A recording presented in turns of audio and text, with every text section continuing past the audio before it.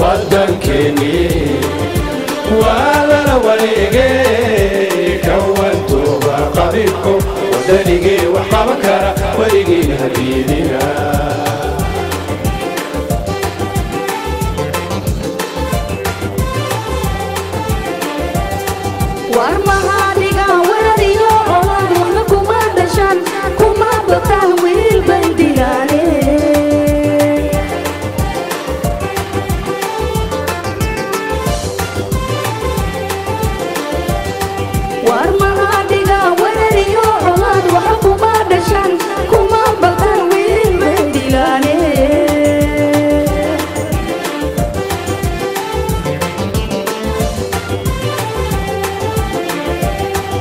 ويرسيق الشيشية وهيسو معركان يقوم الكويدة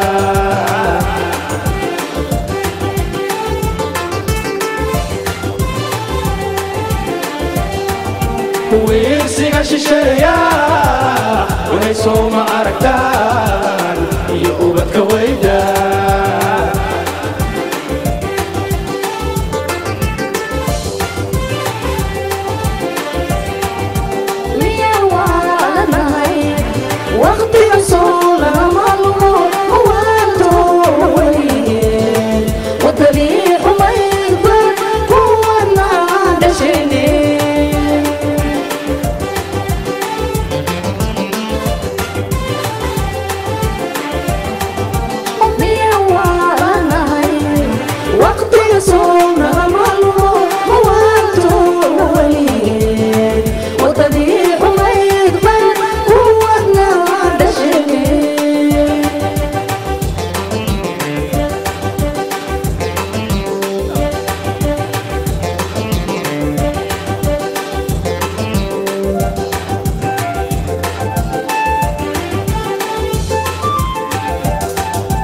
ودنكني ولا وليجي كونتوا قبيلكم ودنيجي وحبكرة وليجي هدينا طاين وحوي سيدي لو هلي كرا من مدى أمد الصومالية وحافر حال إن هالكان هم أدعيني بعض الميديا ودمان هالكان جوكته بعض الميديا نيروبي شرفت لي الأولى وسوا جيبتين إن برنامج كان كقب قادتين آديات يوفق الله يدكم أدعيني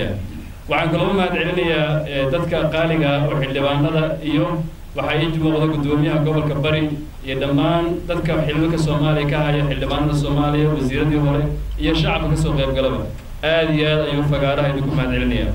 barnaamijka wuxuu dhacayaa sida soo socota barnaamijku waa dood cilmiyeed oo looga hadlayo waxa weeye saddex su'aalood ayaa looga hadlayaa oo mawduuca in laga baxdo kharij mawduuc la moogna in mawduuc laga baxdo saddexda waxaan jeclaan lahaa in panelista ay nood gareystaan tan koowaad waa inay ka hadlay sidee loo heli karaa midnimada ummadda Soomaaliyeed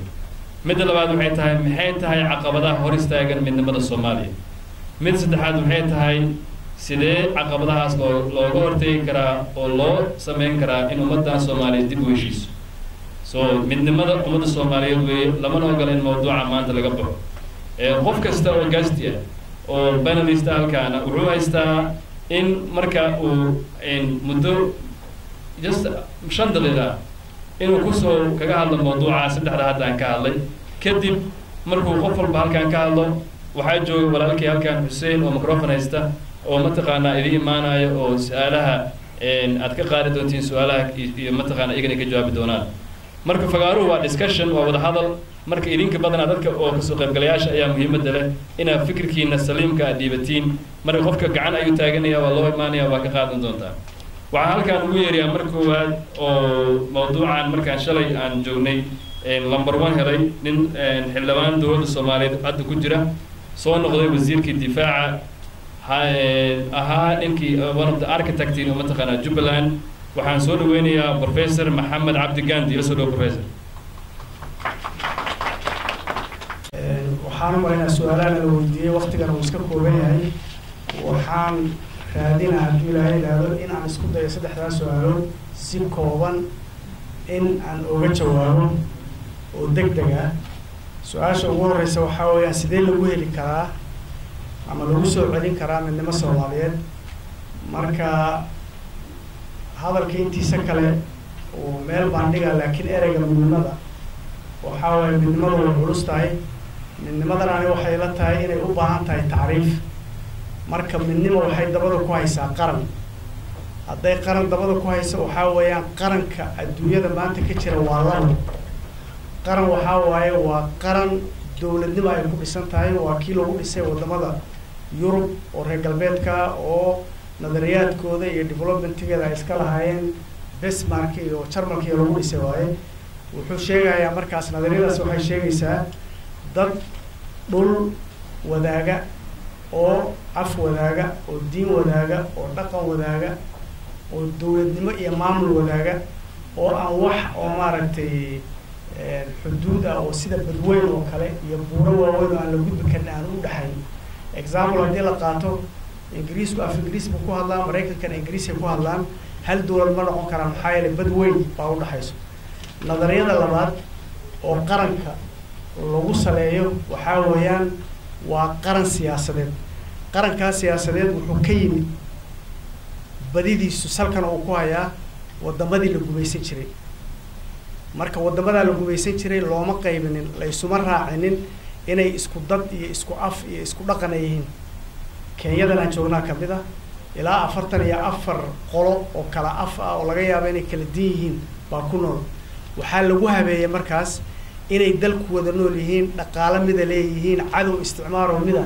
ay wadaagaan ayagoo halkaa ka dhaqaaqaya inay maamul iyo nidaam ayagoo kala gedisan ay samaystaan marka kan Soomaaliga ah marka aan carifayno waxaa waaye wuxuu ku salaysan yahay kii qadiimka ahaa oo quruumihii hore oo waagi hore jiri jiray lagu saleeyay waa dad af macnaha af waliba yaana dhihina waa dad xigta ka dhaxaysa waaye xigta ka dhaxaysa xigtadaasi waxay noqon kartaa mid guur oo xidida waxay noqon kartaa mid xigaalo waa dad af Soomaali lahjadu waxay doonayaan noqoto afka lagu hadlayo waa Soomaali dadku waa islaam wadan baa ka dhaxeeyo taariikh bay leeyihiin dowladnimo ay soo mareen marka midnimada Soomaaliyeed xaqiiq ahaan way u jirtaa waxaana qabaa waa la heli karaa su'aasha labaad haddii aan u gudbo waxaa waaye maxaa marka caqabad ah ama hortaagan in helitaanka dowladdu way jirtay way burburtay maxaa caqabad ah oo hortaagan inay dadkii Soomaaliyeed ay isku soo noqdaan in midnimadii Soomaaliyeed dib loo helo number 1 qabiil maaha waa qabyaalad waaye number 2 waxaa waaye dagaaladii dhacay oo aan si fiican looga hadlin oo sokeeye waa uu la isdilay laakiin maxaa la isu dilay dadka dhimanayo oo la leenayo maxaa loo laayay dowladii jirtay dadkay laysay maxay u laysay kuwii kale jabadaha dadkay laayeen maxay u laayeen wali lagama hadlin marka inta aan laga hadlin caqabadkaasi markasta way jiri doonaan maxaa yeelay laabxaadnimo ma jiri doonto caqabada kale oo jirta waxaa waaye oo saddexaad waxaa weeyaan waa qabqabla dagaal oo huwa qabiil caqabada afraad waxaa waaye qabqabla diineed oo huwa qabiil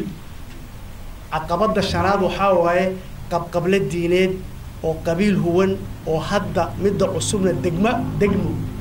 ama gobol ku salaysan moogta entity-giisa uu gobol iyo qabiil iyo waxaasoo dhan u wada huwan yahay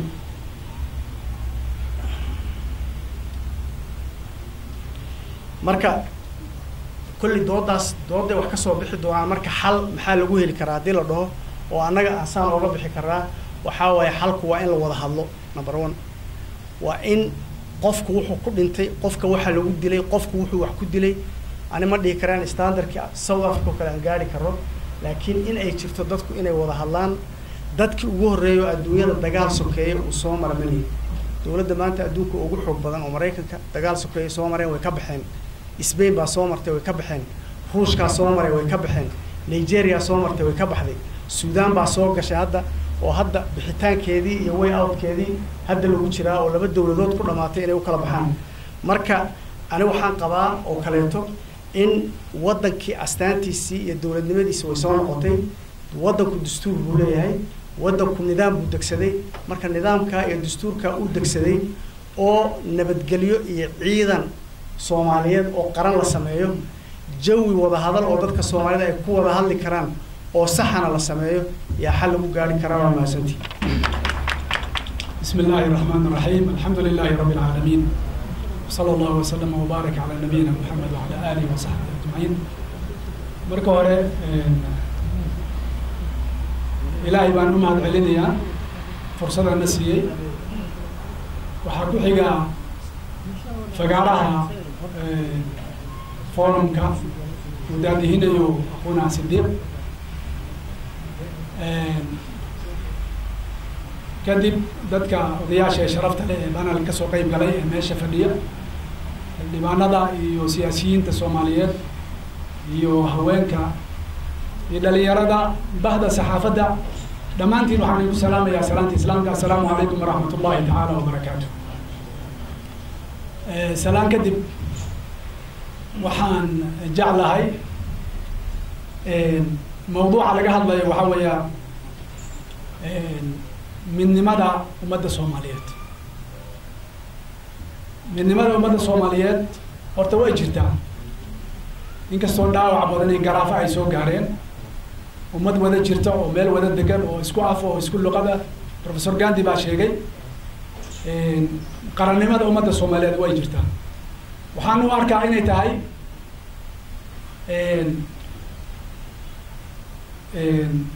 qarannimadaasi mid maxaan ku yidhahdaa ay keenayso fariida sharciya inay tahay aniga ayaan u arkaa. waxaa kaloo u arkaa inay tahay daruura insaaniya waxa la yidhahdo. marka hore min naaxiya sharciya markii laga fiiriyo islaamiya inay tahay mid waajib ah oo loo baahan yahay ummadda Soomaaliyeed inay wada jiraan oo ay wada dhaqmaan oo ay wax wada samaystaan oo ay waxay leeyihiin dhammaantood ay ka wada shaqeeyaan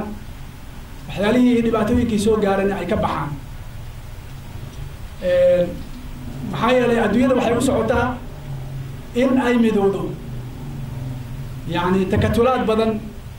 iyo waxyaalo badan baa adduunyada ka dhacayo. inagoo isticmaalkii aad garanaysaan maxaan ku yiraahdaa qarnigii 18aad 19aad ee soo galay carrada Afrika markuu qaybiyay 5 qaybood noo qaybiyay baa haddana maanta labadii kalato wada jirtay in la kala saaro oo la badiyo oo la raba ayaa la doonaya. marka taasna ma soconayso insha Allah taala. waxaan u baahannahay ummadda Soomaaliyeed قبل ما أهين وادد فرعون ومسلمين وولالاء واسكلقدة وكل مقومات الوحدة وحلي رادو. أما من لماذا وحياله يبقى عندك elements كذا لقوا ده هلي سيدا درادت وإن يكون أنت أرنتاس وأي كشة قيسا من لماذا هذا وحي قرافة أما دبعته وجين يعني عايز كعديسا ومدى الصوماليات سدح عنصر باسكوها يعني سانو أرض كانوا هري وحويا إسلامك يدين تاي رميسن تاي وأي تايدد ولله الحمد جيس كأفريقيا كنول أو ولا مسلمين أو محنكوير هذا ولا سنيين أو الشيعة كجرين إبلايو وهذا مذهب كأي هيستان حتى أويا الشافعي أويا الحمد لله ويرتاي ودمدا لقى لها تا هو عربتا والنقالو خليج كوياله بدن كودا شيعة يسنة اسكو هردما اسكو هايست طلبات وقرنيمو اي ودننيمو ومدى Soomaaliyeed marxalada ay soo martay oo marxaladii SYL 15 May markii la aasaasay 1949 ilaa 50 laga soo gaaray waxay ahayd ummad isku mid ah oo dhiig isu shubayso oo walaalnimada oo qabyaalada ay meesha ka baxday. tan saddexaad ay ka kooban tahay cunsurka saddexaad waxa way qabiil nin kasta meel qabiil buu ka dhashay. qabiilkana waxa ilaahay ugu talagalay in la isku bartay in la isku dilo maaha. يا أيها الناس إنا خلقناكم من ذكر وأنثى وجعلناكم شعوبا وقبائل لتعارفوا. إنا إسبرتان لا لتقاتلوا إنا إزدشان معي إنا تسكو حميسان معي. إن أكرمكم عند الله أتقاكم إن الله عليم خبير. وحا ميزانك قفك مسلم يوم القيامة واحترى وحوي إن إلهي كبقى عمل صالح ونكسن أولي مركا قبيلة إن لقيتك وياه لكن قبيلك وسيدي سيئة لسكو برتو سد أحداث قيبات mid baa xoog badinayo soo dusha u soo baxay wadaniyada mar bay soo baxday waan sheegnay SYL mar waxa weeyaan waxa soo baxayo qabyaaladii sida hadda jirto oo reer hebel iyo reer hebel loo kala baxay marmar diintii baa soo baxayso xoog loo qabanayso adduunyadoo dhan laakiin ma ahayn diinta maanta soomaaliya ka jirta badankeeda dad wada muslimiin aan nahay laakiin ragga soo baxay ee ku xukumaya dadka inay gaala yihiin ee madaxa ka jaray kuwaa kuma jiraan shaqana kuma laha diinta aan ka shakaynin dadka muslimiinta waa walaalo qof kasta waxaa looga baahan yahay in uu ilaaliyo walaalnimadaas dadka muslimiinta dhiigoodana xaaraan waa in la dilo laa tarjicuu bacdii kufaaran yadribu bacdukum riqaaba bacd maxaa la isu dilayaa ummad waan sheegay isku diina isku dhaqana isku luqada baan wadanahay laakiin waan la ogolayn dad badan baan ugu dhex jiray isticmaalkii markii horena qaybiya ilaa hadda sii socdo faragelin shisheeye ku jirta caqabaadkay ka mid tahay waa sheegi doonaa marka ummadda soomaaliyeed waxay soo martay marxaladii hore ee axmed ibraahim gurey marxaladii daraawiishta iyo sayid maxamed cabdullahi xasan tii maxaan ku rahda s y l iyo dowladnimadii la dhaliyey kadib faraha ka baxday waxay soo martay sidoo kale kacaanka iyo waktigii xukunka caskariga ee ishtiraakiga uu jiray ee shumuliga haddana fawdadiyaa lagu jiraa marka waa in laga baxaa waay maadaama walaalnimo aan soo xaqiijinay dowladnimo soo dhalinay waa ka bixi karnaa waana ila tahay maraaxishaas markaan ka gudbo ayuha alikhwa qofka bini aadamiga sidiisaba waxa uu leeyahay yani meelaha uu nisba sheeganayo waa saddex wey marka u horeysa waa wadani way wadanka uu ka dhashay waa inuu u halgamaa oo maslaxadiisa ka shaqeeya oo wanaaggiisa ka shaqeeya mush inuu iibiyo ma ahan tan labaad waxaa weeye qawmiyadda jinsiyada uu ka dhashay yani annaga matala soomaali baan nahay waxaan u nisba sheeganaysa jinsi carabi la yidhaahdo ama dadka qaarkiis waxaa ka qabaan ama inay ka qabin laakin waxaan nahay dad carab ah oo jaamacad duwal carabiya ku jira waxaan nahay sidoo kale dad muslimiin ah oo caalamka islaamka u nisba sheeganaya waxaan nahay oo kaleto dad bashar oo bani aadmi ah oo ummadda caalamka saaran ka mid ah saddexdaas midba wuxuu leeyahay xuquuq waajibaadna waa laga rabaa qofkaas inuu ka soo baxo marka inaan ku dadaalno inaan isdhexyaacayna ma ahayn qaar badana waxay ku leeyihiin islaamku maba qabo wax wadaniyad la yidhaahdo islaamka waxa la yidhahda qawmiyad ma qabo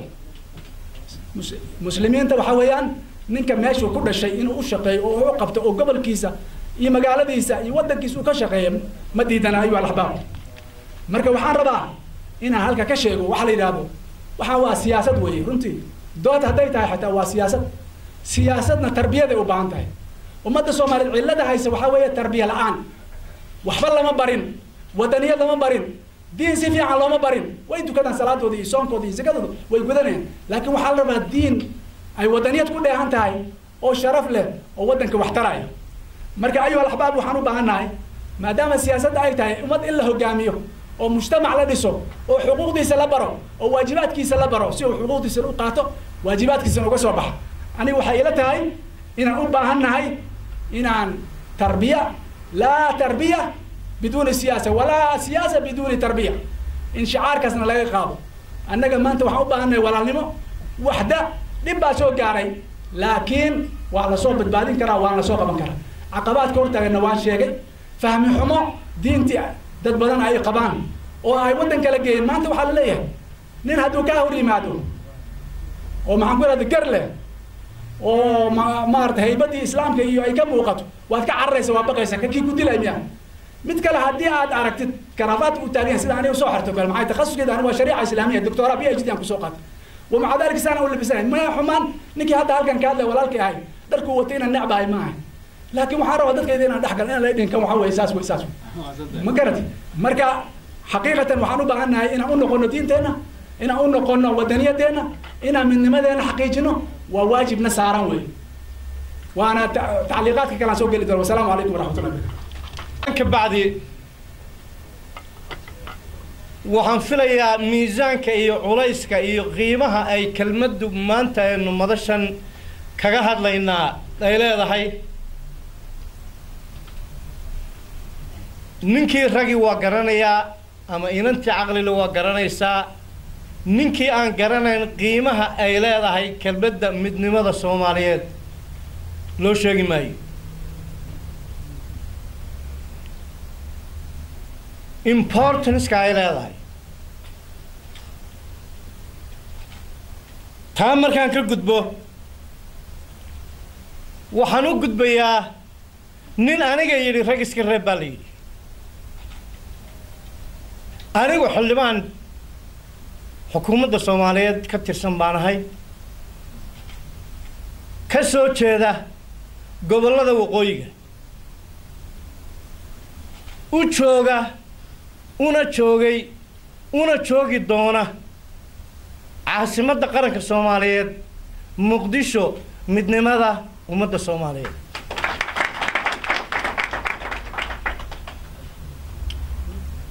dacdooyin badan ay iska jireen qalqallooc badan ha jiro nasiib darro badan ha jirto ciddii hanan lahayd ciddii u hawlgeli lahayd qarannimada Soomaaliyeed waxa la yidhi inna raa'ida laa yakdibu ahlah ninka reerka u sahan tagaa reerka markuu ku soo noqdo been ma u sheego Soomaali baa tihiin dhalinyaradii iyo dadkii mustaqbalkii berrito ummadda Soomaaliyeed ee eeganaysa baa tihiin waxaad naga sugayseen oo aad naga rajaynayseen ama aad naga filayseen inaanu wadda cusub iyo hab cusub iyo dal cusub iyo dawlad cusub iyo aanu idiin sii gogol dhignay oo aad halkaa kaga soo boodi doontaan oo aad midnimadiina doorin doontaan dawlad Soomaaliyeed ama dad Soomaaliyeed ama hoggaan Soomaaliyeed xukuumadda Soomaaliyeed ha noqoto baarlamaanka aan ka tirsanahayna ha noqotee oo arrintaa dareensan oo u hawl gashay ninkii u fadhiyay oo iska kaca ninkii u fadhiyayow baa runtaan idii sheegaya because waxa igu kalifayaa inaan been sheego ma jirto dawladdan anigu ka tirsanahay oo xildhibaanka u ahay ilaa madaxweyne ilaa xildhibaanka ugu hooseeyaan anigu ahay sida aan ku nimi waxaan jecelahay inaad ogtiin baarlamaanka markii la soo doorayay suldaanka soo doorayay ama waxaan soo doorayay nin ama ceelgaab laga keenay ama halkan laga keenay oo raggii meesha la keensaday because reference baan siinaya ilaa 2010 xukuumadihii la gacan shisheeye oo aad u xoog weyn oo dana badan inaga leh oo reer galbeed leh oo gobolkan aynu joogno dawladaha jiiraankeenna leh oo dawlado caraba leh oo interests gaara inagu leh ayaa jooga oo samaysanaya ama samaystay ilaa xad xukuumadda maanta jirta ama dawladda maanta jirta maca madaxweynaha ku daro I'll tell you the truth xukuumad aan odhan karo ilaa carta waa ku jiray xukuumadda Soomaaliyeed ilaa Cabdulqaasim waa ku jiray Cabdullaahi Yuusuf waa ku jiray kii ka dambeysay waa ku jiray Sheekh Shariif tan waan ku jiraa ilaa intaasoo dhan xukuumad aan faragelin badan lagu samayn waxa ugu dhaweyd xukuumaddii Cumar Cabdirashiid xukuumadii ka dambeeyay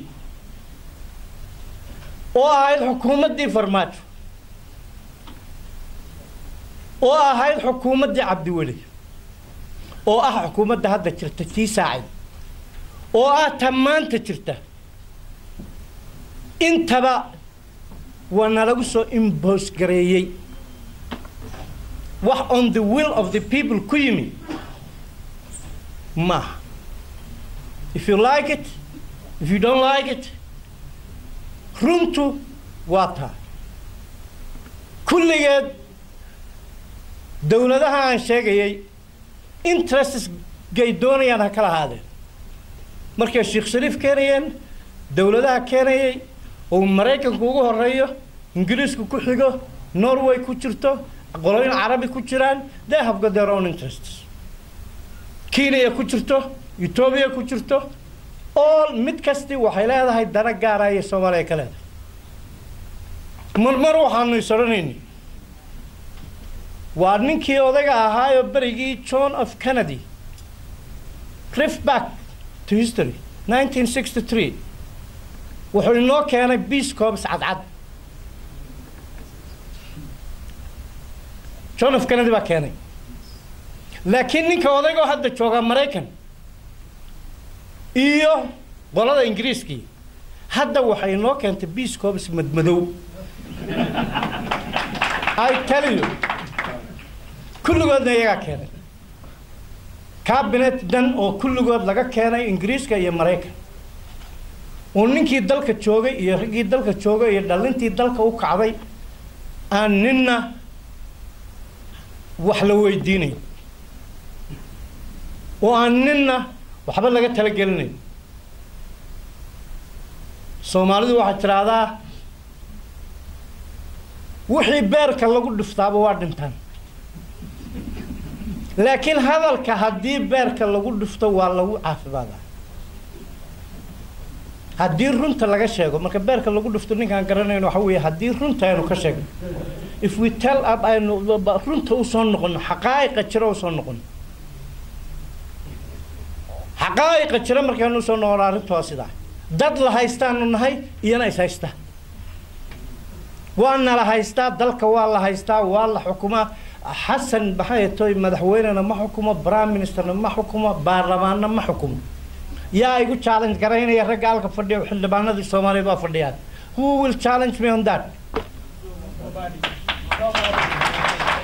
nobody can challenge me waa dad la haysto oo iyana is haystaan nahay halkan aan la haysanaa anagii baa isku habsaanay dalka aad sugaysaan midnimo qaran dawladnimo markaanu u noqono iyo midnimo waxaan qabaa anigu qoladan ka soo jeeda oo idin sheego Soomaaliland walaalahay marka ay arkaan dawladnimo Soomaaliyeed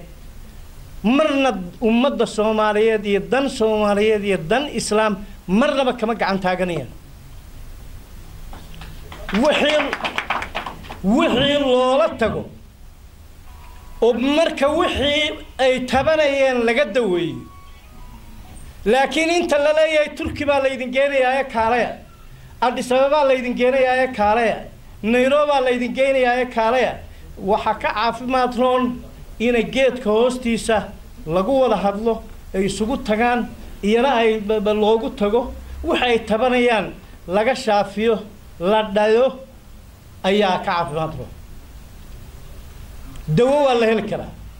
haddaan ku dheeraaday haddaan qadaf sameeyay haddii aan meelaha kelmada iga duuleen waxaan weydiisanayaa maxay ahayd tooy in la iga raalli ahaado laakiin that's the truth that's the reality caloosheenna yeenaan u qarinin hilib ceerin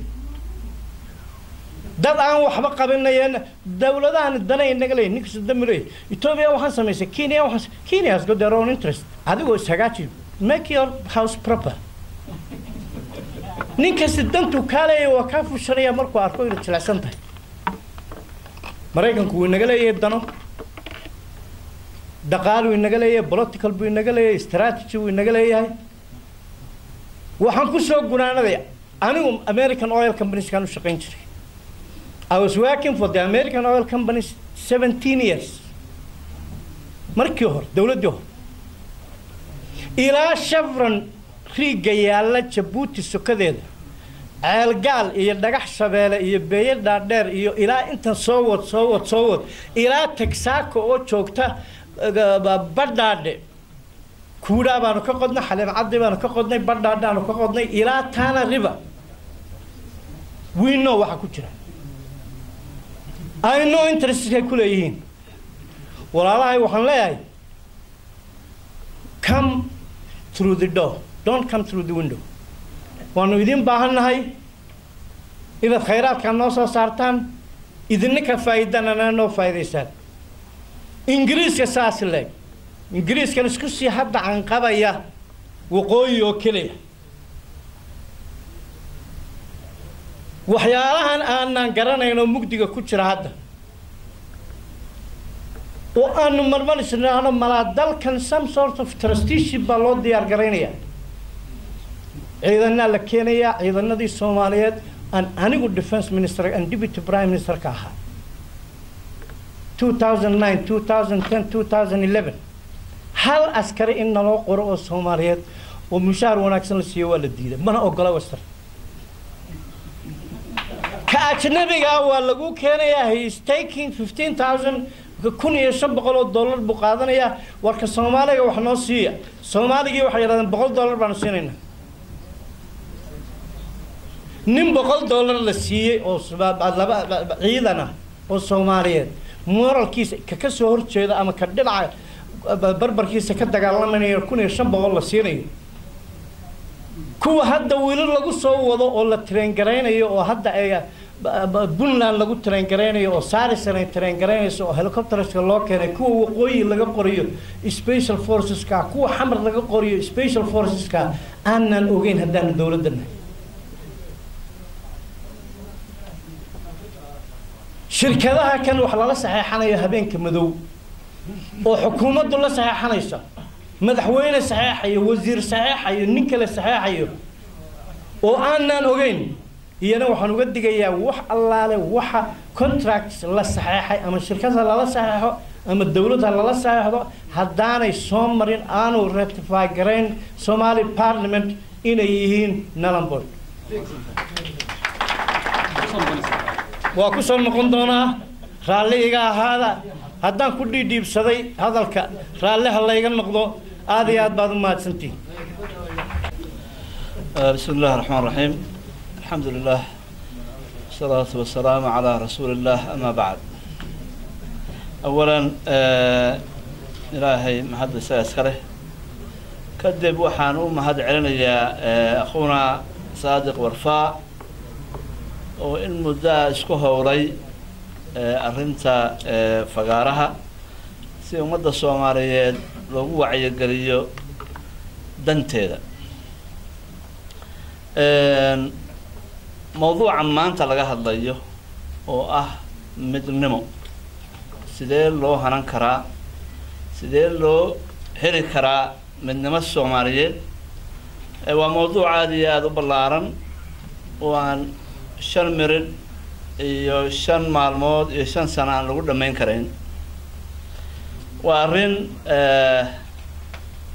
muhiim ah ummadda Soomaaliyeed hadaynu fahamno midnimada macnaheeda waxay tahay nagu khasbaysay inaynu naf iyo maal iyo waqti intaba inaynu galino si midnimo loo gaaro su'aasha laakiin waxa weeye midnimo ma iska timaadaa weeye mise waa hawl looga baahan yahay ummadda iyada ah ee baahida u qabtay inay u dadaasho waxaan jeclaan lahaa waxa weeye aqoon-yahanada iyo siyaasiyiinta iga horreeya ayaa wax badan ka tilmaamay inaan marka hore wax yar ka hadlo taariikhdii Soomaaliya ee soo martay xagga midnimada marna horta ma helay midnimo taariikhda daan dib ugu noqono dhaqdhaqaaqii SYL 1943 maanta waxa laga joogaa 17 sano dhalinyaro daacada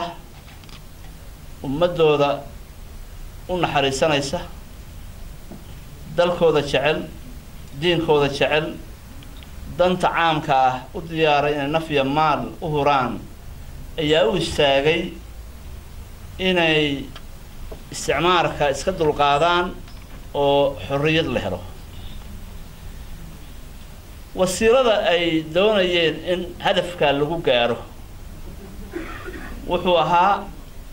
midnimo waxa la wixii midnimo ka hor imaanaya ayay dhinac iska dhigeen oo igu horeyso qabyaaladda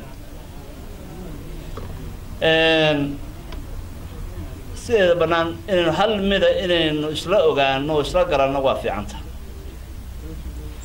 ummad waliba haddii ay wanaag hesho waxaa sabab u ah hoggaan wanaagsan ummad hadday gaabiso ama fashiranto ama ay dhibaato soo gaartana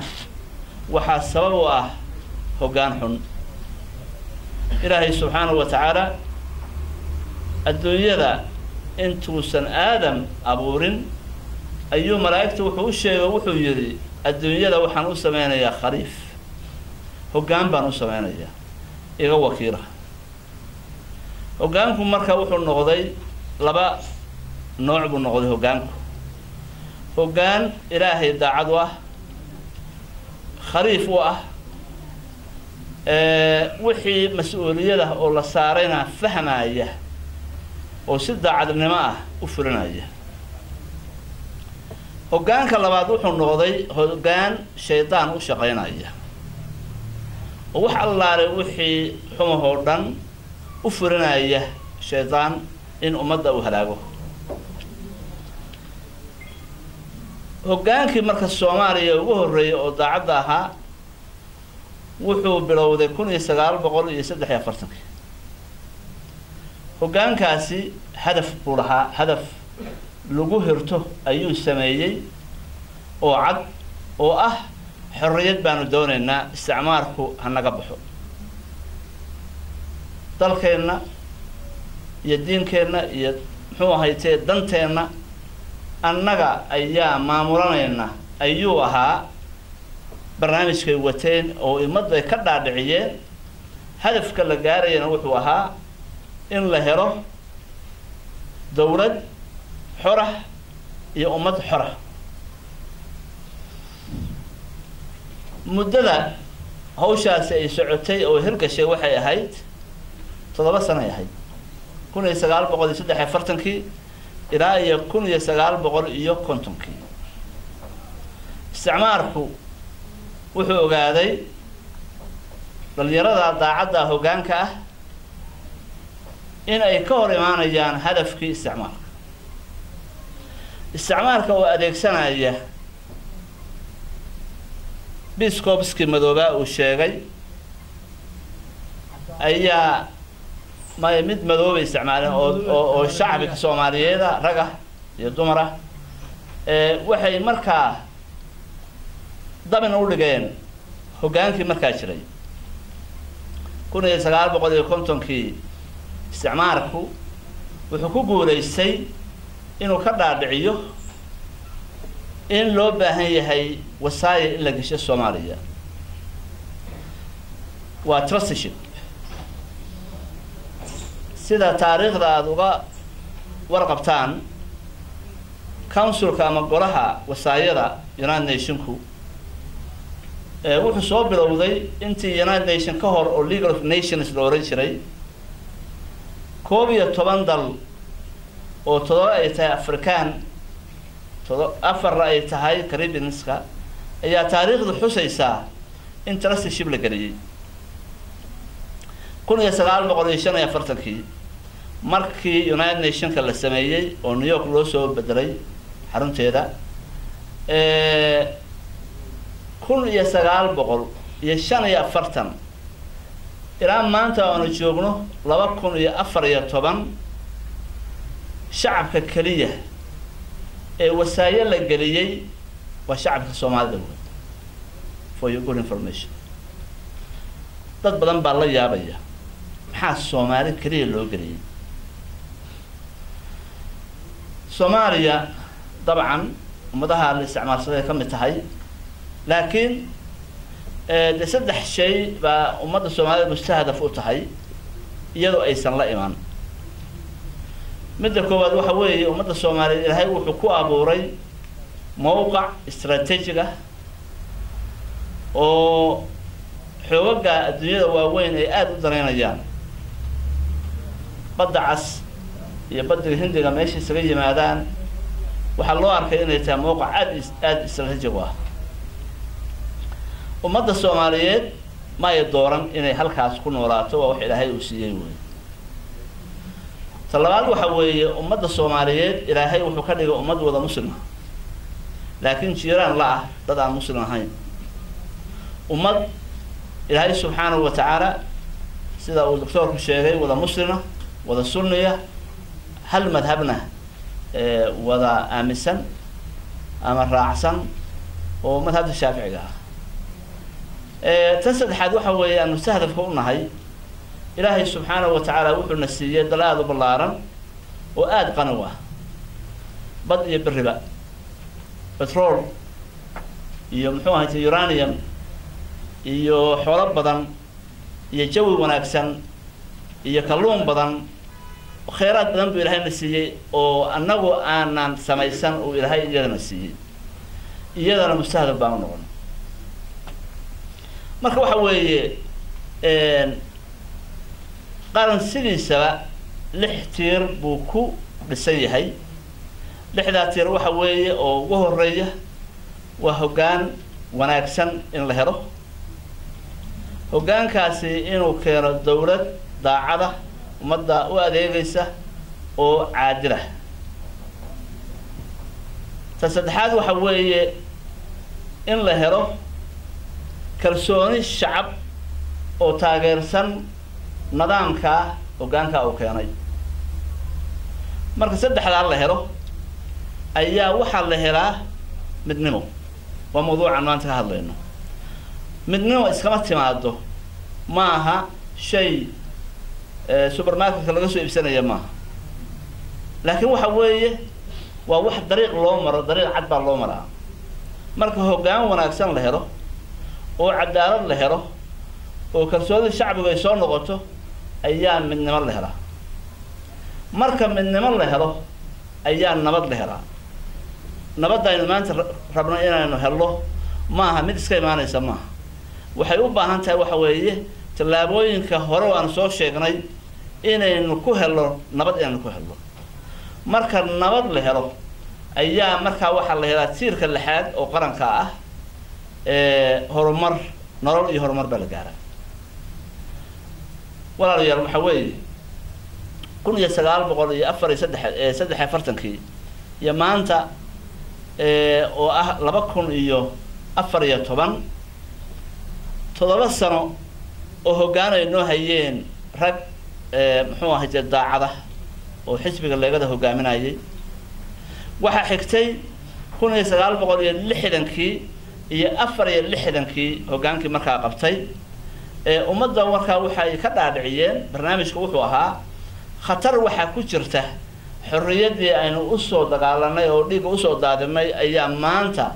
la doonayaa in la soo weeraro oo muxuu ahayd la burburiyo xorriyadii aynu gacanta ku dhignay ummaddu markaa waxa weeye waxa lagu hoggaamiyay waxa weeye aynu difaacano xorriyadeena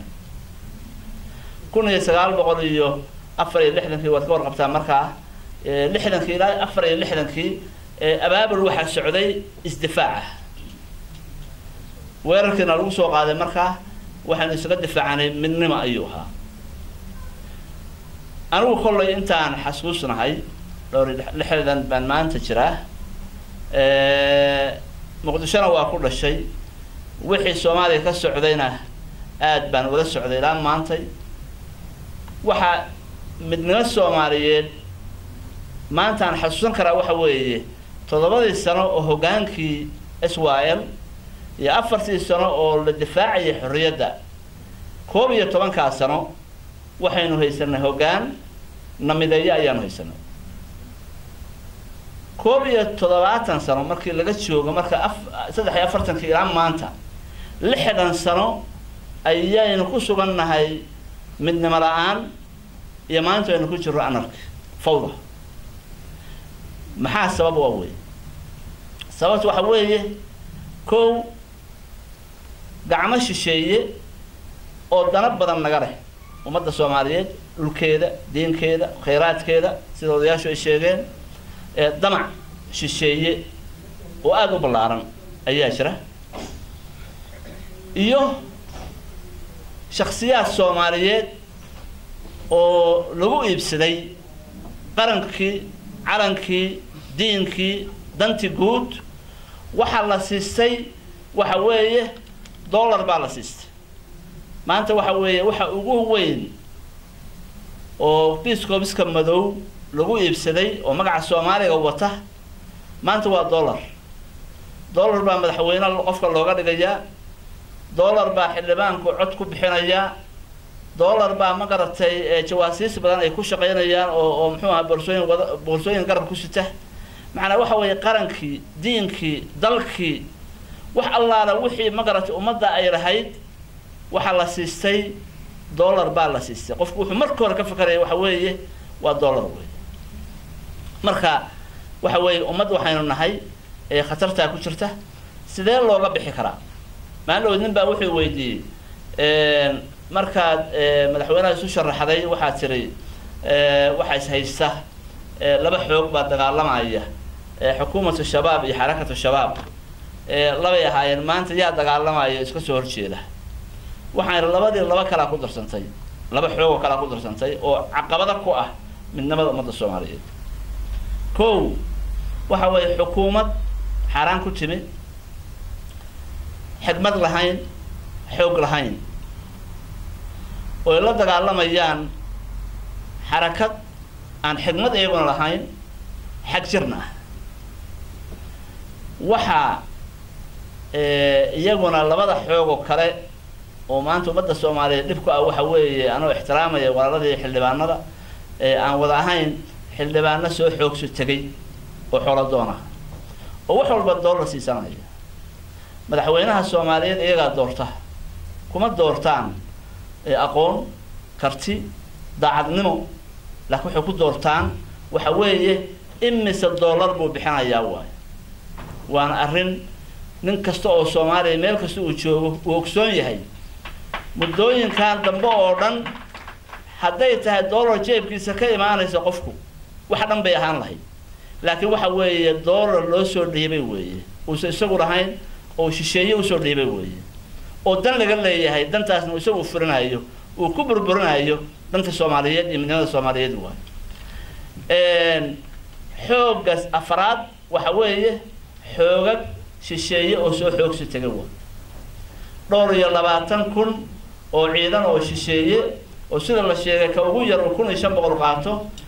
saraakiisha waaweyn ay 10,000 oo dollar qaataan ayaa dalka maanta Soomaaliya jooga weeye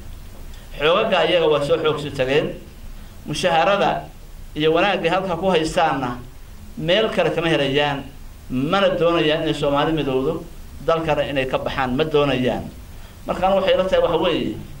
61 sano oo midnimo la'aan oo fooda aan ku jirro waxaan uga bixi karaa nin kasta anaga naga mida muslim baynu nahay kitaabka wayna aaminsannahay laakiin waxa weeye dhowr goor baan waxaan idhi war kitaabkaas Ilaahay dastuur nooga dhigay kitaabkaas dastuur nooga dhigay ma kanaynu qaadanaa mise muxuu ahayd dollarka aynu siisanaa labada kee kala qaadanaa Soomaali waxay qaadatay kanay qaadatay kana waa ka tagtay Ilaahay subhanahu wa ta'ala marka muxuu leeyahay ولنبلونكم بشيء من الخوف والجوع ونقص من الأموال والأنفس والثمرات وبشر الصابرين قرآن كواد آخرسان آيات بقول يشان يكونتم سورة البقرة ومد النوع عاسو خلال نقطة إلهي انتو نعمة إلهي كفر ده مركا أي طريقة كلا حتى إلهي وحكو امتحانا وحوية خوف بقدن جوع قاجو نقص من الأموال والأنفس نف بدن أو لمتها تمارتي يوحي لبيرنا يقول لوايو انت مركان يكون امتحان بوليه هي ما حيتي حلكو وي حلكو waxa way suurta al-baqara hada aragtaan akhrisaan 115 boqol iyo 6 iyo 50 oo xigta iyada xalkii Ilaahay noogu sheegay xalku muxuu ku sheegay الذين إذا أصابتهم مصيبة قالوا إنا لله وإنا إليه راجعون يا واحد مدلولا أيضا الصوماليين وشو دكتور موتا يا حدين كل عبر قادنا إنه لكن واحد ما أنت هل كان مدعف سنة قلبي ولي مدقين مركب ولا واحد ويه ما أنت لحدا يكوسنا وحنا كشرة خوف باقدين بنا كشرة نبض هذا نيروبي كشوغنا نحمل كشوغا ماليا أم قرودي كلا كشوغا مشرو خوف بانو كشرة waxaynu ku jiraa gaajo juul aan dhammaanayn waxaynu ku jiraa waxa weeye naf badan oo maalin walba go-aysa ya maalin walba qarax baa dhacaya maalin waliba qof Soomaaliyeed baa dhimanaya saacad walba qof Soomaaliyeed baa dhimanaya ilaahay markaa muxuu leeyahay kuwa ay musiibada ku dhacday waxay uga bixi karaan waxa weeye iyadoo ilaahay loo soo noqdo rujuuc ila Allah subhanahu wa ta'ala maanta waxa weeye walaalkeen wuxuu yiri midnimo aynu ka hadalnay sidii loo heli lahaa ilaahayga na abuurtay oo qulubta xukuma baa nabigiisa sallallahu la hadlay calayhi salaatu wasalaam wuxuu ku yiri law anfaqta ma fi al-ardh jami'an ma alafta bayna qulubi haddaad ya Muhammad sunnada matiha waxa adduunyada yaalla haddaad bixiso isu keento qulubta dadka iskuma keenin ka dhigay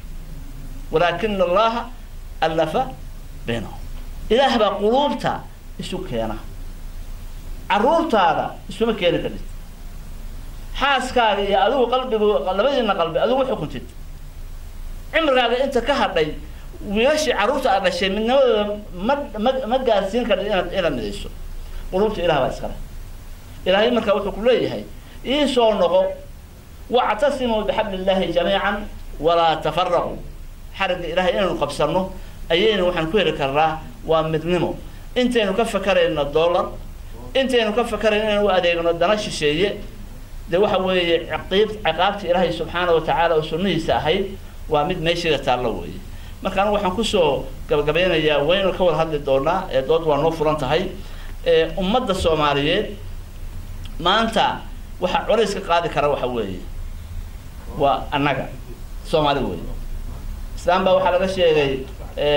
gabadheeda nin guursaday baa leeyahay muddo markaa muxuu ahaaytay gabadhu ilaahay ma siin maalin dambe ayaa ninkii yimid oo gabadha qabay waxa leeyahay eedo gabadha dhashay ninka qabaa waa ninka kan nin xoog weyn oo ma garanaysa muxuu ahaaytay markaas waxay tahay wallahi ya ninka kan hadduu gabadheeda u hagar bixi lahaa walaalsan carulaan maanta is joogteen marka anigu waxaan qabaa waxa weeye intay halka fadhida iyo inta nayaganaysa na daawanaysa haddayna ummadda u hagar baxano oo hoggaan xaraara la helo waxay la tahay maanta waxa weeye waxa la helayaa cadaaladdu waxay soo celinaysaa kalsoonidu waxay keenaysaa midnimada waxay keenaysaa nabaduna waxa lagu gaarayaa waa nolol iyo horumar wabillahi tawfiiq بسم الله الرحمن الرحيم الحمد لله رب العالمين وصلى الله وبارك على أشرف المرسلين سيدنا محمد وعلى آله وأصحابه أجمعين صادق يو فقارها وأمهد علنا يا دمان وإذن السلام عليكم ورحمة الله وبركاته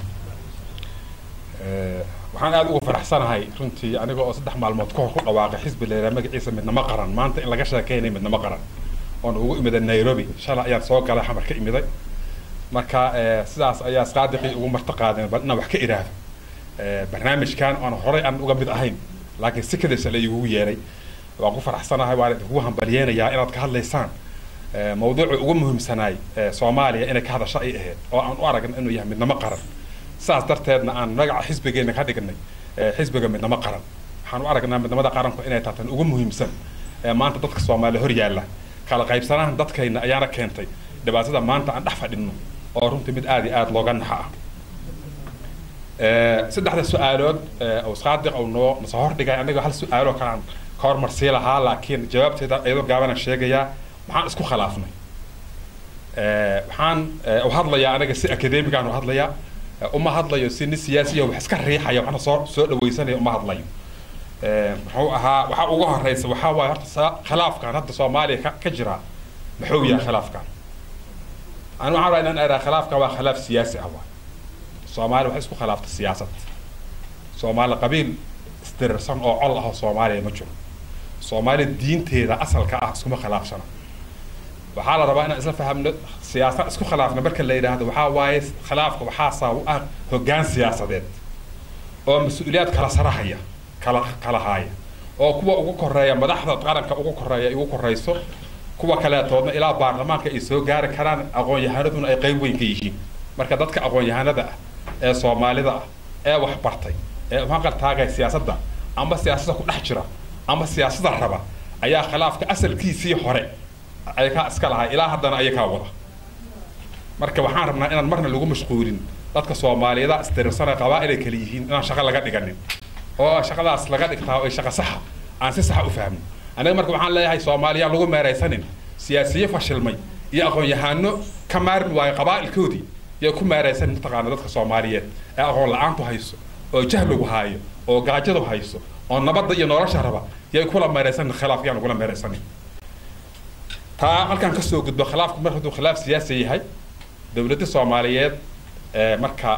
hoggaanka Soomaaliyeed siyaasiga ah kala duwan ee soo martay 30 sano la soo dhaafay waxay kari weysay inay maarayso dad Soomaali ah oo qabaa'il ah oo muslim ah oo dawlad cusub oo casri ah oo nidaamka doorashooyinka ku dhisan ku salaysan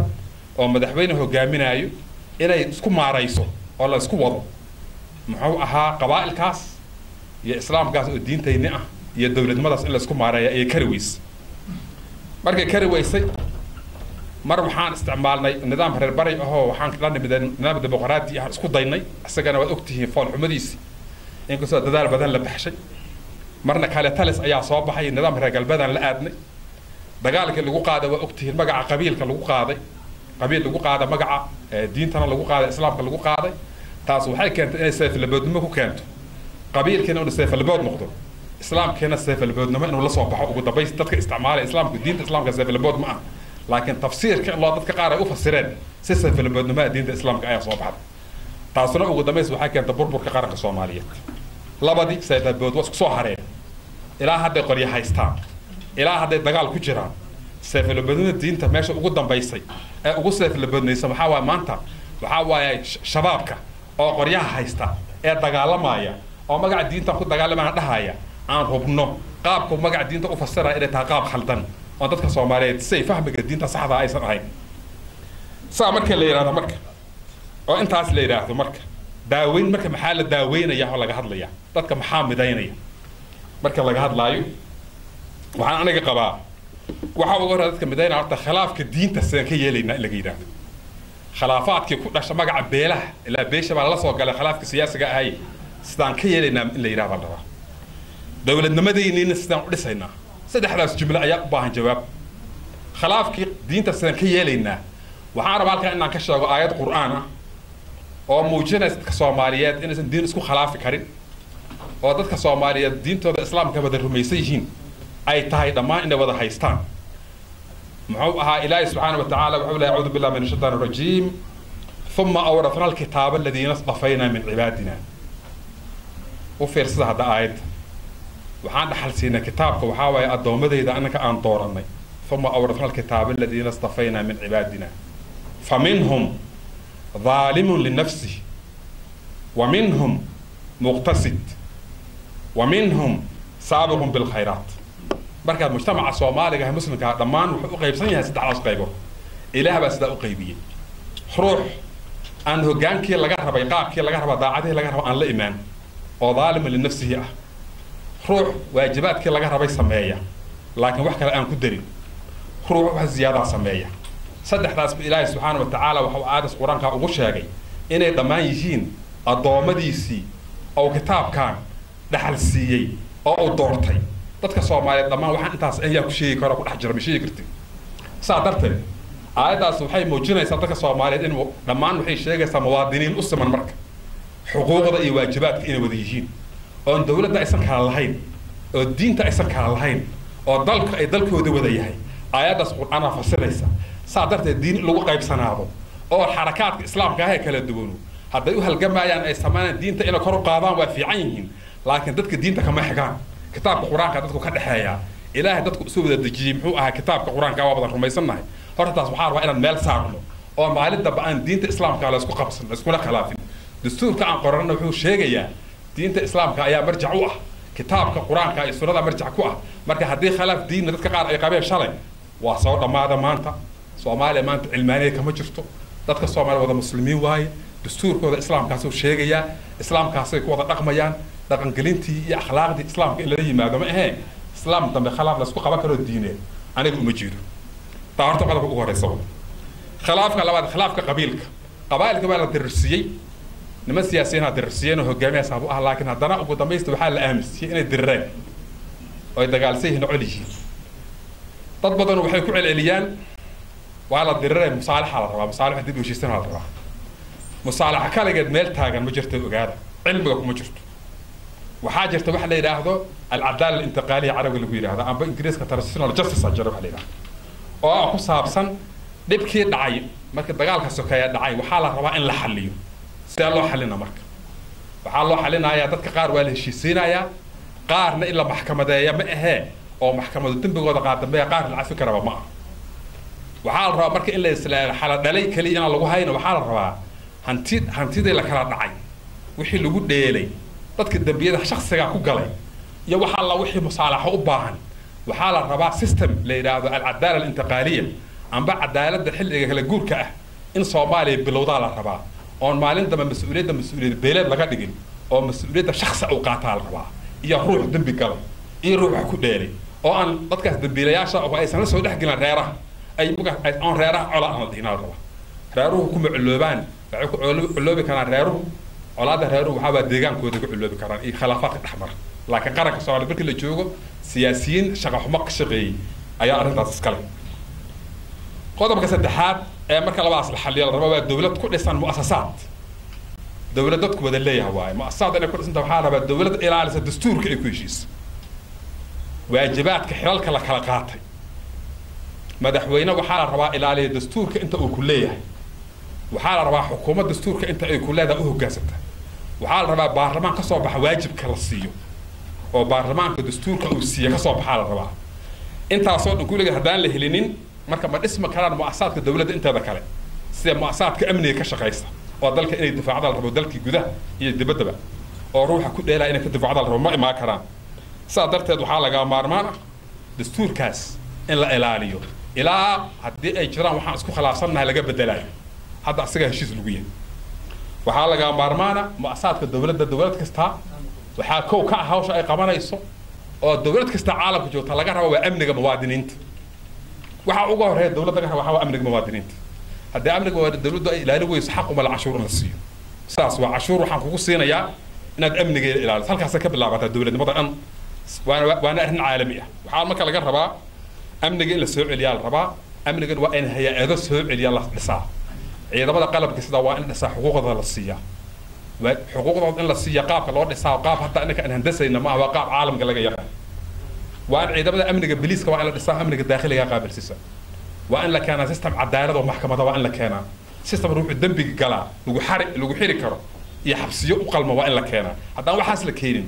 مركا وحد دولت ما هي وعدد قبائل هو أصل جوجا مصالح أصل جوجا كلي وعن كهذا لا مركا عقبات كدولة نبدأ نهر جوجا شيء يعني مركا كهذا لا شخص مش شيء جاي قف قارنا كما هذا لا وحن شيء جاي عقبات جود أو صوماليا كجري أنت دولت نقرني متدار نلا سعودونا عقبات ugu horeysa waxa waaya thaqaafada amba dhaqan siyaasadeed ka siyaasiyiinta Soomaaliyeed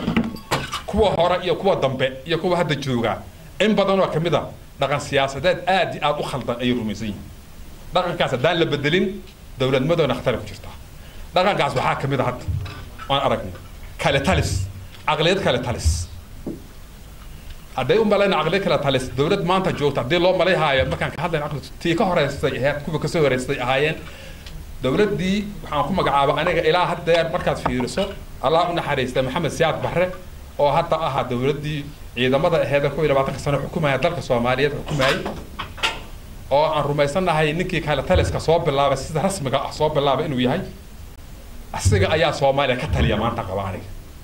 dhaqankiisa siyaasadeed ayaa lagu jiraa guul wadayntii baa socota gurbaankii baa la garaacanaya saas ma aha wasiirada airportkay wada tagayaan xildhibaanadu waxay aga dhoobeen madaxtooyada dhoobeen dhaqan siyaasadeedka madaxdu raalaha iga noqoto aniga iyo madax rabta inaysan qaanuunka u hoggaansamin waa dhaqan siyaasadeed soo jireen ah tan maanta joogta ma ahee kuwa ka horeeyay kala ahaayeen kuwa madaxda soo socdaan waxa laga asaas inay rabaan shacabka Soomaaliyeed dhaqan siyaasadeed waa inay diidaan dhaqanka labaad dhaqan siyaasadeedka khaldan waxa waaye inaan hantida ummaddu leedahay inaan la xisaabin oo musuq maasuq iyo qaab darro iyo hanti la boobayo iyo xoolo aan la xisaabinayn dhaqankeeda in la yeesho muddo dheer dhaqankaas soo jira meel gaar ah kuma kooban dhaqanka saddexaad ee aad u qaab daran waxa waaye inaan mu'assasad dadka Soomaaliyeed inaysan u sunnayn shaqada iyo shaqaalaha ma sinna ninka sabaxo shaqo siinaya qaraabadiisa shaqo siinaya ciidanka waxaa lagu qorayaa si qaraabanimaha lagu qorayaa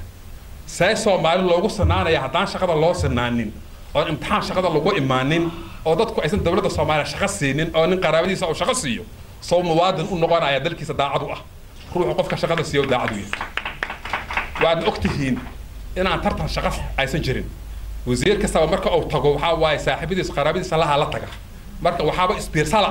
shaqaale soomaaliyeed ee birokraasiye ah dhisan ee siyaasadaha isbedeshay ayagoo aan isbedelin oo joogtaa baa la sameyn laaya ilaa taas laga sameynayana dowlad soomaaliyeed ma jirayso thaqaafaday ka mid tahay waxaan kusoo gabagabaynayaa qodobka oo walaasha ay ku celcelisay thaqaafada kale waxaa waaye waxaa la abuur waxa la yidhahdaa mucaarad iyo muxaafid mucaarad iyo muxaafid waxaa la yidhahdaa mujtamaca soomaaliga ah mucaarad wuxuu u yaqaanaa qaran dumis ilaa waa thaqaafadii maxamed saadar waqtigiisa eh qarandiid qarandumis samadiid ma ahayno ruuxii kasoo horjeesta siyaasadda dowladda kasoo horjeesto ay la khaldanaato waxyaabaha qaar la khaldanaato ruuxii dowladda la jirana waxaa waaye waxuu ahaa guulwade haddana waa muxaafid saas ma aho thaqaafa dalkay dumis ha la joojiyo waa in guulwadano la joojiyaa mucaarad dalka waa dumiha la joojiyaa waxaa rabaa dal la wada leeyahay dal dimuqraadiya ma jiri karo caalamka oo aan lahayn koox wax xukunta iyo koox mucaarada kuwa wax xukuma oo yidhaahda khaladkooda dadka u sheega oo cabsiyo yidhaahda ha khaldamina haddii kale kursigaan idinka qaadanaynaa tartanka maga la soo galo haddii taa la keeni waayo soomaaliya dal dimuqraadiya ma noqonayso sidaa darteed mucaaradaa xun yaan ladinka maqlin waa khaldantihiin laakiin mucaaradka maxaa laga rabaa waxaa laga rabaa diinta islaamka waxay noo sheegaysaa macruuf iyo munkaraa jira wixii macruufa in la taageero wixii munkarana in la diidaa la rabaa dowladdu hadday samayso dowladnimada madaxnimada soomaaliya waxaa la rabaa ruux madax u noqdaa inuu ogaado inuu yahay shaqaalihii dadweynaha soomaaliya waa shaqaale kama sarreeyo kama fiicna kama awood badna mushaara la siiyaa waa la qortay hadduu shaqada kasoo baxo waxaa la rabaa in la abaalmariyo macruufuu sameeyo sooma waa la taageeraa hadduu shaqada ku dheelana maxaa la rabaa canaana lagu bilaabaa hadduu canaanta ay shaqay weyso oo meel la gaarsiiyo waa la faayir garaa shaqada laga eriya sidaas keli ahaa dowlad ku noqon karnaa caalamku taasuu dowlad ku yahay waa mahadsantiin wasalaamu calaykum waraxmatullahi wabarakaatu waxaan isku salaamaya salaanta islaamka asalaamu calaykum waraxmatullahi wabarakaatu anigu siyaasadda waan ku cusbahay 5 sano ugu dambaysan kusoo jiray dad iga waaweyn baa jooga marka su-aasha walaalkeena weydiiyey sidee loo heli karaa midnimada soomaaliya waxay ku iman kartaa ta ugu horeysa soomaalida horta arrimaheeda iyadoo ka tashata iyo iyadoo kuraasta la isku baneeyo waxaa jira oo iminka weli waddanka ka taliya ama xildhibaanaba ahaadaan dad la soo shaqeynaya ilaa iyo dowladdiisii aad bare marka haddaad un meeshii sii fadhidid waxba soo kordhinaysid waxaa loo baahan yahay kuraasta in la isku baneeyo la isbedelo oo la keeno fikrado cusub iyo waxyaabo badan oo kale aanuna meel oga dhacayn wasiiradii hore iyo xildhibaanada meesha fadhiya arrimo badan bay ka hadleen ku saabsan waddanku hore u mari waayo anigu maanta iyagaan ku eedeyn lahaa haddaad og tahay in maanta askariga soomaaliga la siinayo 100 ka kalena la siinayo 1500 maxaad qabanaysay maxaad uga dagaalami weyday haddaad wax ka qaban kari weyday iska tag mid kala iman oo dagaalami doona laakiin adoo waxba qaban kari waayo haddaad weli kursigiisii fadhidin oodan waxba soo kordhinay de waddanku horumar ma gaarayo adeerka raali ha iga noqdo waa wasiirkii kuma dalni laakiin ya teeda adba wasaaraddeedu maad ka tirsanay aan kusoo baxay yes marka dagaal ma jiro laakiin waxaan doonayaa inaan sheego in waxyaabahan anigu arkay aan dibsaday teeda kale baarlamaanku xildhibaanadu waa wadnihii waddanka iyagii siday kusoo galeen waan wada naqaanaa dad ku yimid maaha daacad iyo aqoon iyagii maanta waxay taagan yihiin hadday dantooda ka arki waayaan meelaha inay marba dowlad dejiyaan ama ridaan sidii ay dowladdii soomaaliya u burburtay anigu taasaan kusoo barbaaray anigu waxaan aqaanaa siyaad bari wixii ka dambeeyey laakiin wixii ka horey kama warhayo runtii wixii aan arki jiray maanta ma arko laakiin dad badan oo dadaalaya oo dowladnimo raba ayaa soo baxay madaxweyneyaal badan baa yimid laakiin dhibaatadu waxay ka taagan tahay anu waxaa la soo shaqeeyay sheekh shariif markuu yimid waa lagu farxay markii hore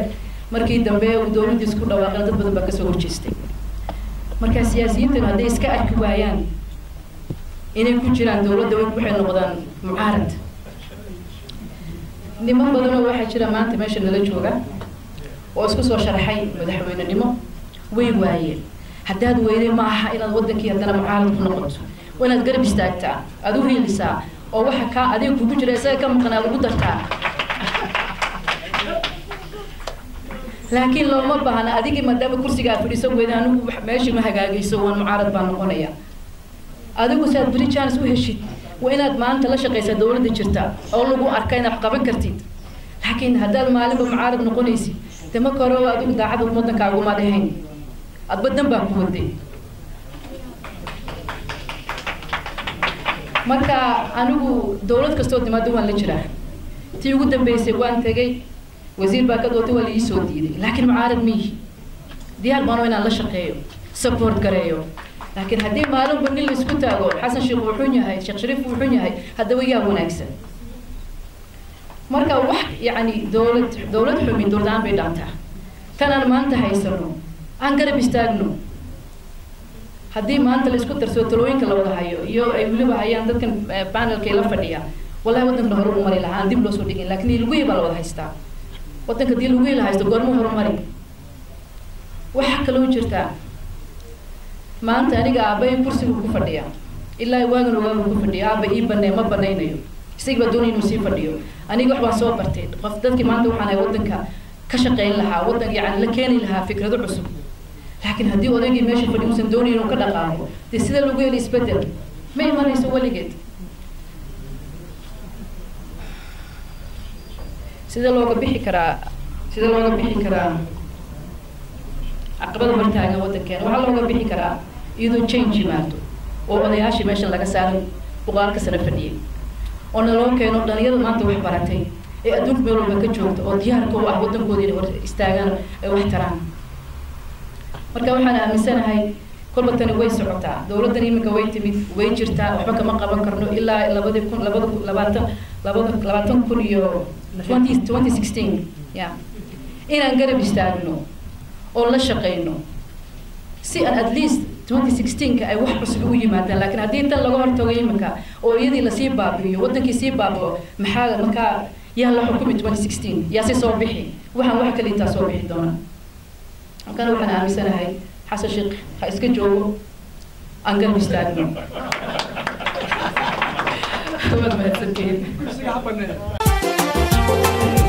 waddankeeni waa lala wareegay kawantuba qabiilku waddanigii wax qaban kara weligii hadiidina ani magacayga waxaa la yidhahdaa xildhibaan cali nuur boodaaye waxaan ka tirsanahay xildhibaanada dowladda federaalka soomaaliyeed topiga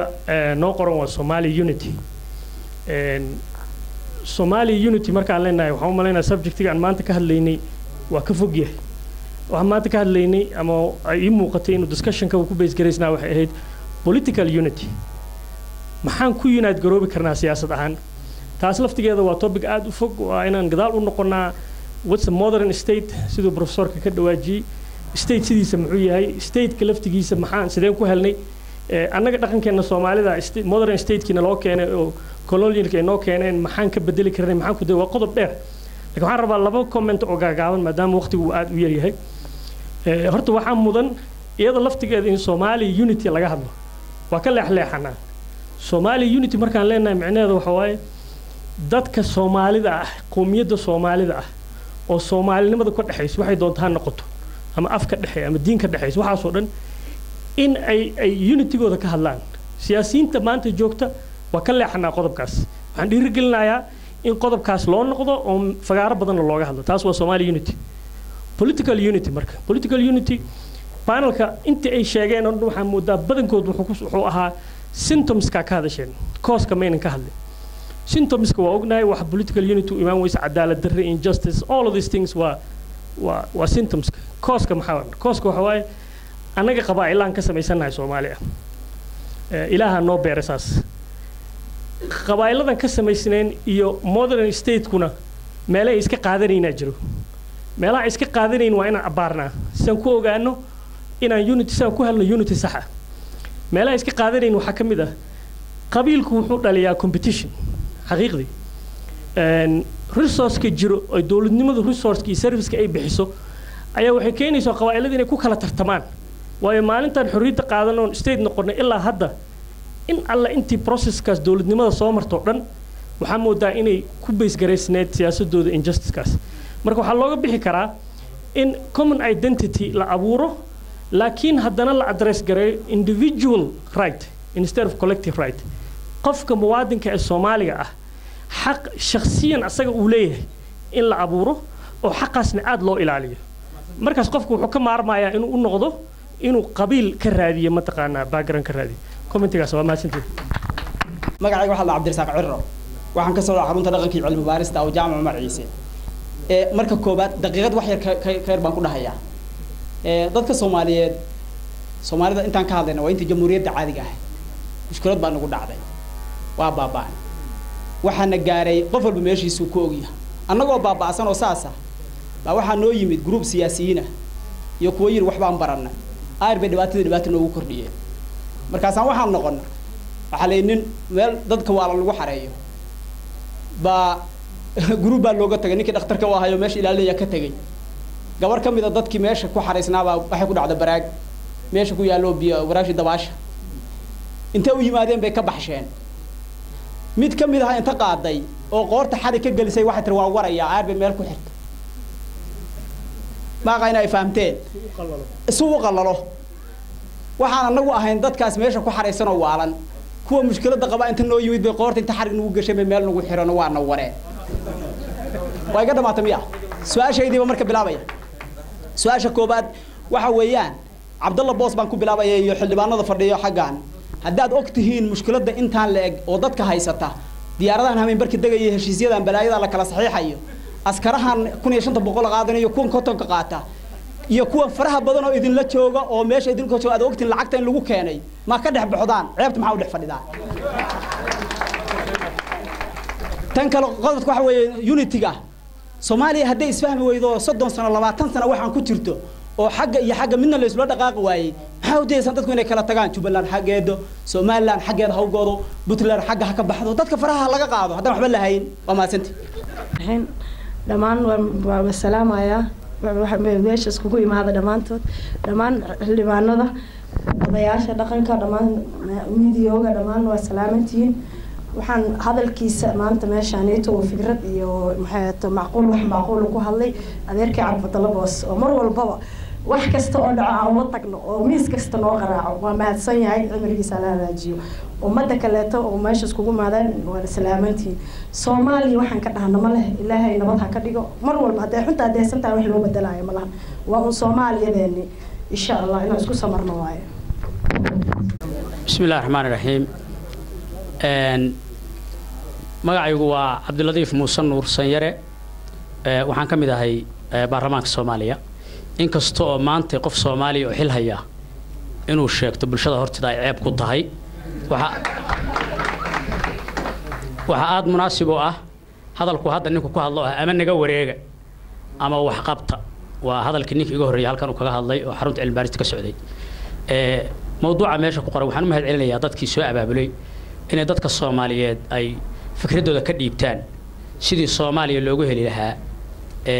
midnimo Soomaaliyeed sidii lagu abuuri lahaa Soomaaliya dadku horta ma kala tagsanaba lacagta Hargeysa taaliya tan Boos taaliya tan Xamar tan la wadaleeyahay wax dhexmara laakiin meesha mushkiladu ka jirtaa waa mushkilad siyaasadeed mushkilada siyaasadeed Soomaaliya waxa lagu abuuri karaa in la helo kalsoonida Soomaaliya la isku soo cesho kalsoonida Soomaaliya waxa isku soo celin kara in la helo leadership Soomaaliya istaahila xilka Soomaaliya inuu hogaansho in la helo leader Soomaaliyeedna waxa lagu abuuri karaa laba waxyaalood in laga madax banaanaado labada waxyaalood mid waxa weeye furuqi iyo kansarkii iyo aidiskii iyo qabyaaladii meeshaan ina keeno maanta inaynu halkaan ka hadalno keenay dadka aynu hadda wadankooda joogno Soomaaliya shirar kuma qabsadaan waxa inaga halkaan ina keeno meel kasto ummad calankeed ka taagan ina geeyay waa aidiskaas qabyaalada la yiraahdo inaan madax qabyaalad lagu keenay ama qabyaalad lagu doorto ama qofku uu qof qabiil u doorto in laga fogaado arrinta labaad oo ka daran waxay tahay hadda cajaa'ib soo noqotay nin lacag wata in la doorto in laga fogaado waxa la yiraahdo corruption laaluush ninkii Soomaaliya inta soo doonta xil soo doonta lacag baxsho oo dadka la dooranaya isaga dooranaya lacag siiya lacagta cilla ka goobaya qaranku ka dhex goobaya waxaan joogay laba doorasho hadda anigu oo aan aad uga yaabay doorashadii madaxtooyada Soomaaliya oo 10kii September dhacday. That's my point. Xagee iyo wadaayada ma ku dhex jiray oo ka dhacday Soomaaliya iyo tii Puntland ka dhacday January labaduba waxay ahayd meeqa lacag la baxshay inta meeqa lacag la baxshay la leeyahay midnimo Soomaaliyeedna ma iman karto qarannimo Soomaaliyeedna ma iman karto is-aaminna ma iman karo leader saxina ma soo bixi karo midda koobaad la rabo in la dagaalamo waa musuqmaasuqa iyo corruptionka iyo laaluushka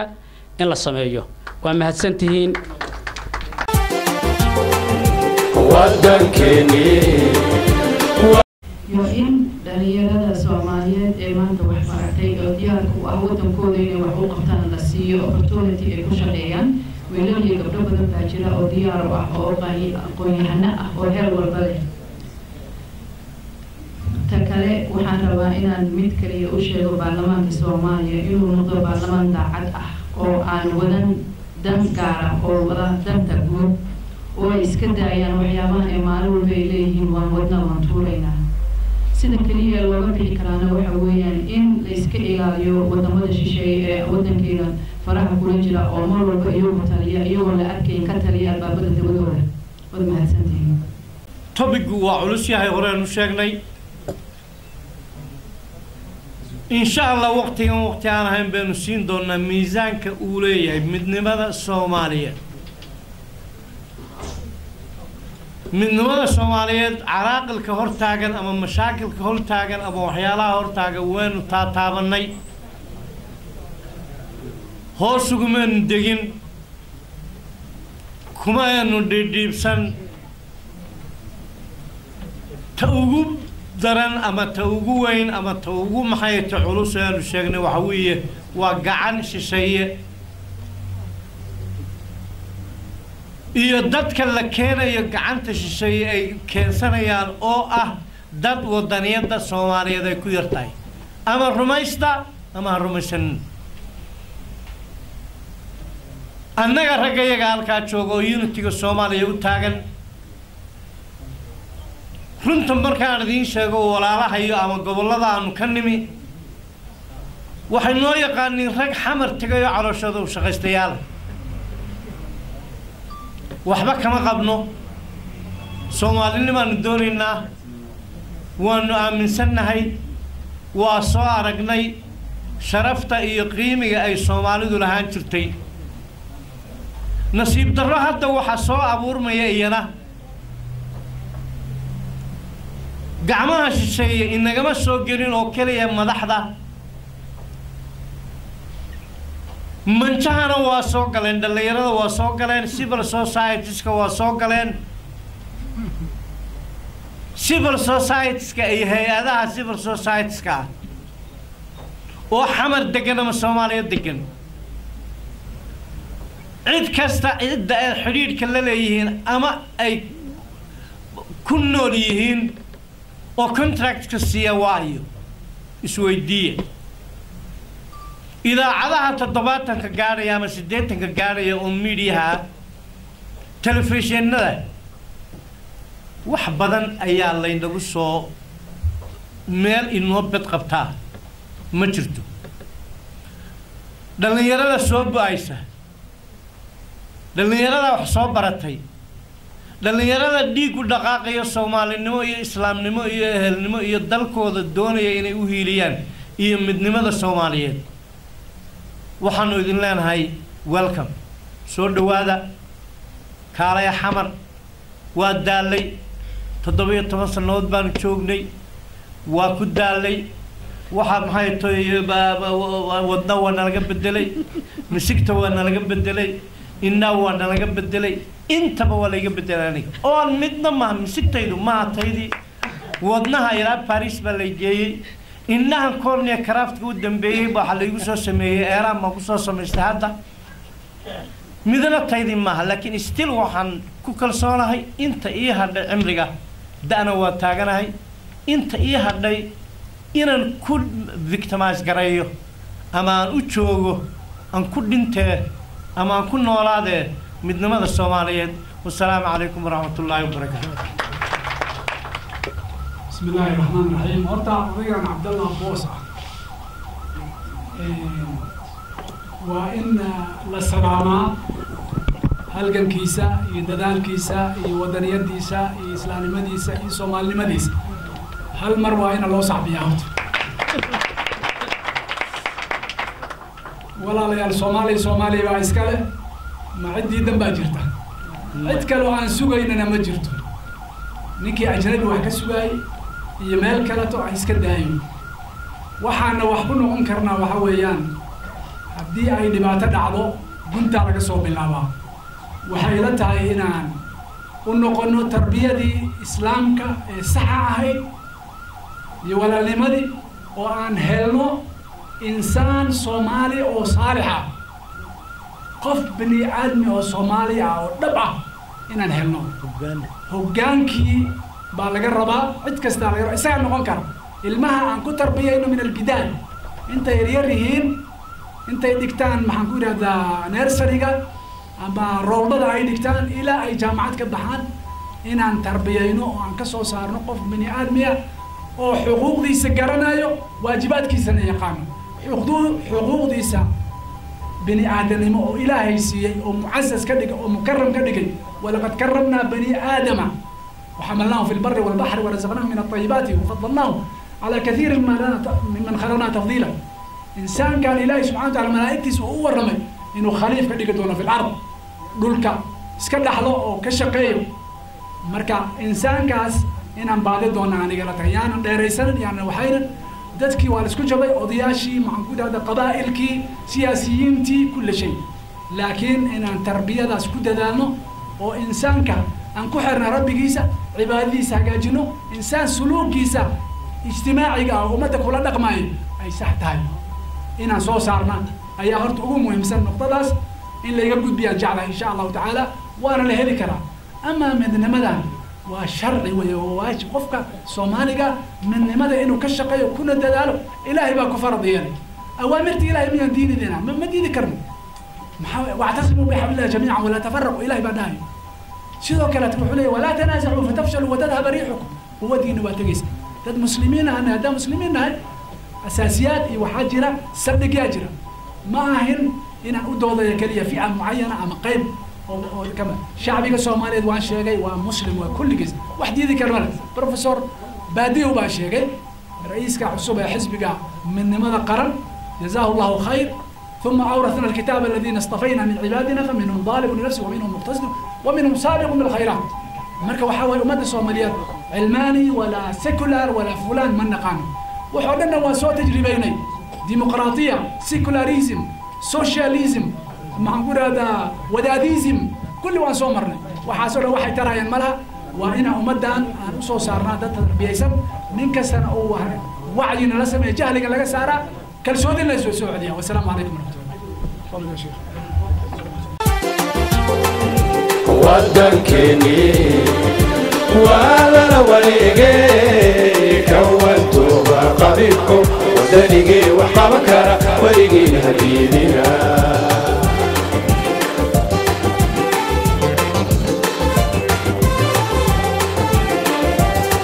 وأرمها لقى ولدي أولاد وحكم دشان كما بتهوي البلدياني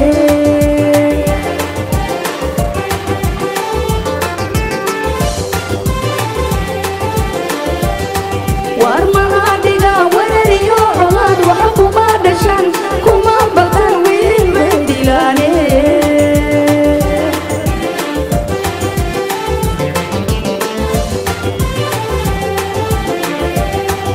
ويرسيق الشيشية وهي صوم عركان يقوم الكويدان